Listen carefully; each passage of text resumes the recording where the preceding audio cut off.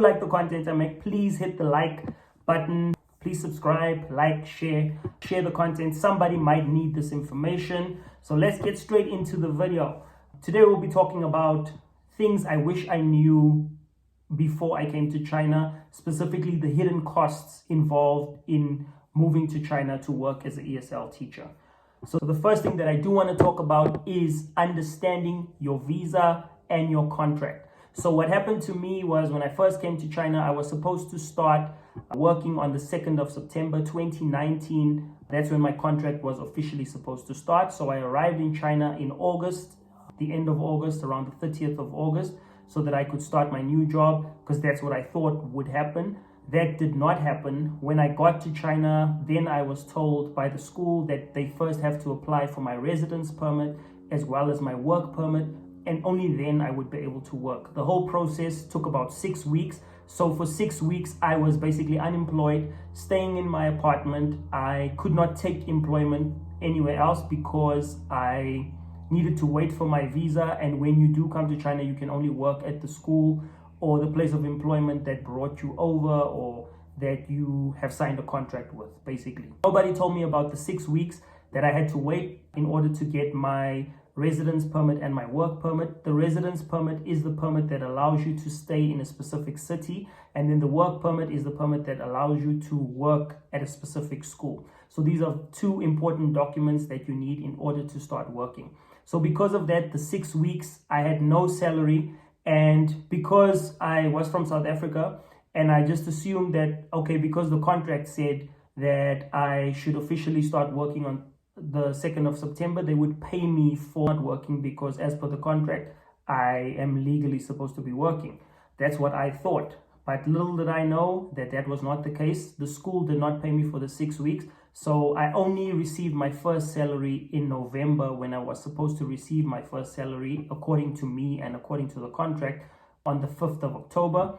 I only got my first salary on the 5th of November, and it was short. So we had agreed initially to 18,000 RMB before tax, because I didn't know that I should be asking for the after-tax amount. So I got roughly about 12,000 RMB out when I received my first salary.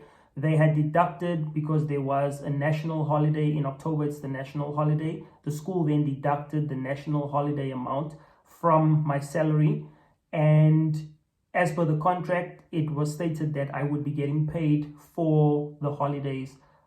I would get full salary for the holidays, and this was not the case. So I missed out on 1 month's salary, and I had to come up with the money in that time because I didn't have a salary as planned. So it cost me essentially about 15 to 17,000 RMB in my first month.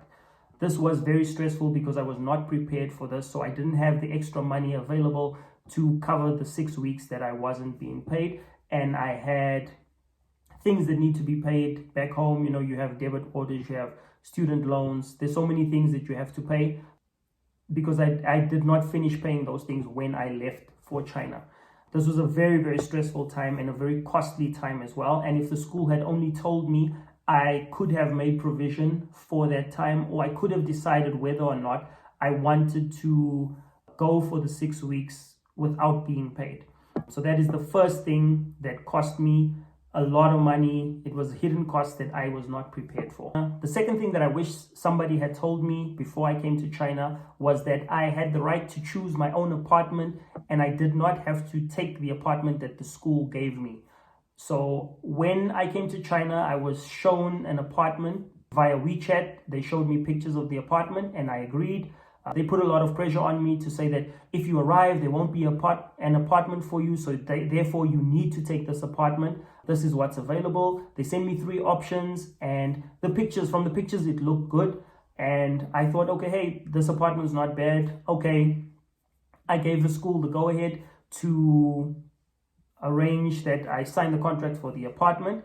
What I did not know was when I arrived, I was not getting the apartment that I saw on the pictures.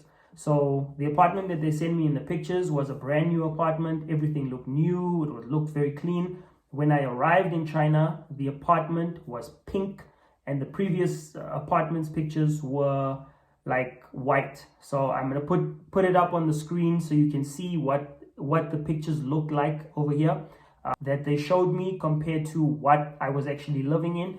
So it was totally different. The school then signed a contract with the landlord on my behalf.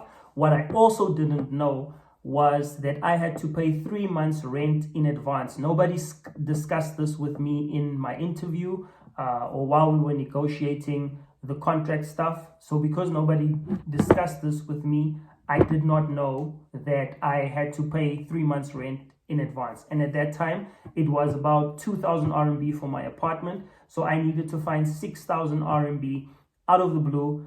Luckily, I had some money that I had brought with me. So the 6,000 RMB came from that.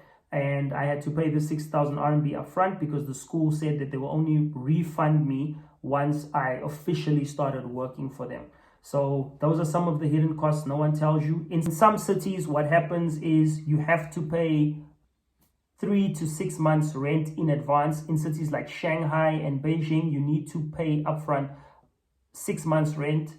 And then in smaller cities, you have to pay at least 3 months rent in advance, plus your deposit. So you have to pay 4 months rent for the first month that you move into your apartment. Nobody tells you about this. Sometimes your school will pay it in advance, and sometimes they expect you to pay it, and then they will pay it back to you when your first salary comes or after you've finished your probation. Because these schools are businesses, they don't want to lose money, and therefore you need to pay for your accommodation upfront, and then they will refund the money back to you. So this cost me a lot of money. It cost me about 40,000 Rand. That included my flight, the rental that I had to pay upfront, and to cover myself during the 6 weeks that I was not working. So if you don't have 40,000 Rand available for you to work, it becomes very difficult. And mind you, this 40,000 Rand was money from my pension fund from my previous job that I had to use in order to come to China. Very tight situation for me that I was not prepared for because nobody discussed this with me before I arrived in China. So this is something you need to discuss with your school. Find out when you actually start working. Don't listen to the part where they say, oh, your contract starts from this date. You need to find out how long does it actually take to process your visa, your work permit, your residence permit, and when it is actually legal for you to be working.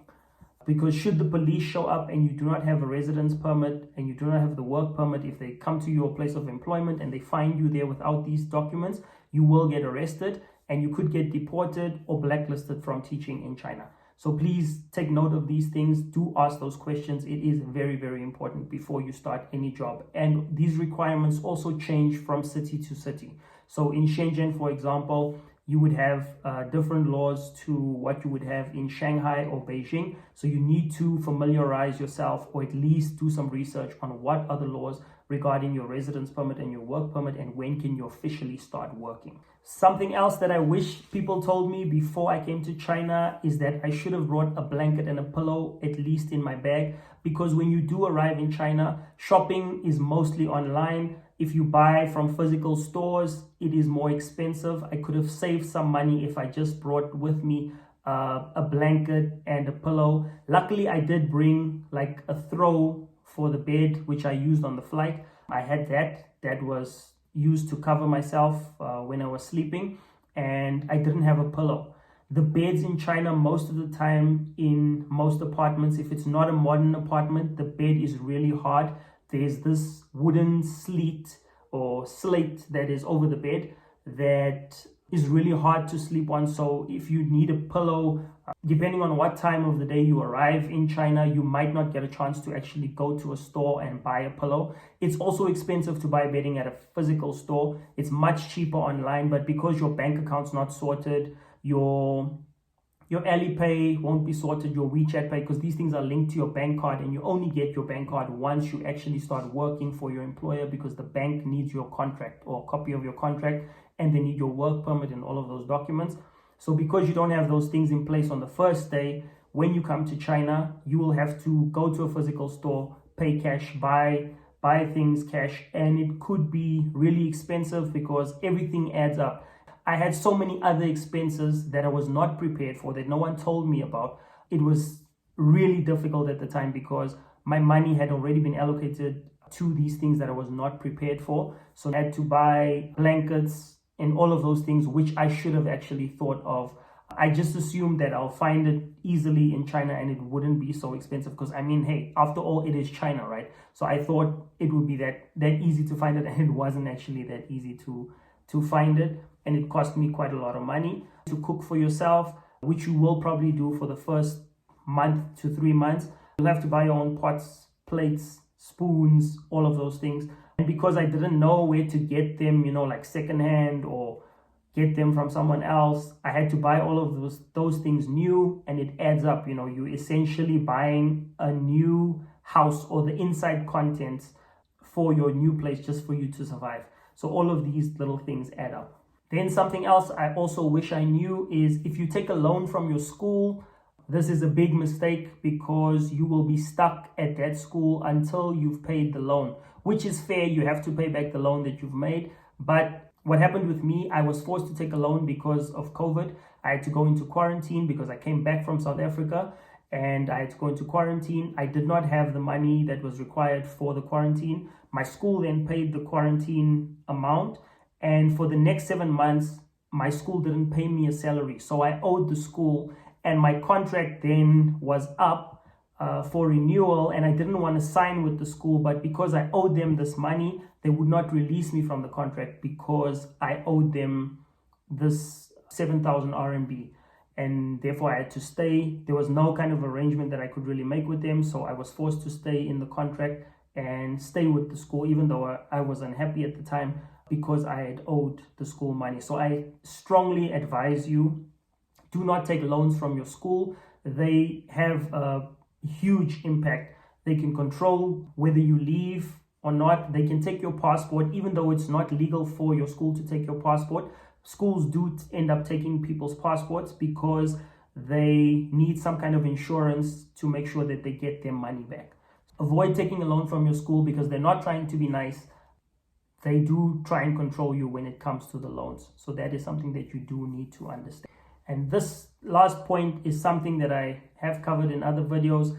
Understand your contract when it comes to the pre-tax amount and the after-tax amount. Always ask for the offer to be after tax so that you know what is going into your bank account. Otherwise, your salary changes every month. It actually gets less and less and less. And then towards the end of your contract, you are sitting with maybe just above half of your salary because you are getting pre-tax amount on your salary. So educate yourself on these things. Make sure that you do ask these questions. You don't have to go through what I've been through because you have me now. So do ask these questions when it comes to interviews.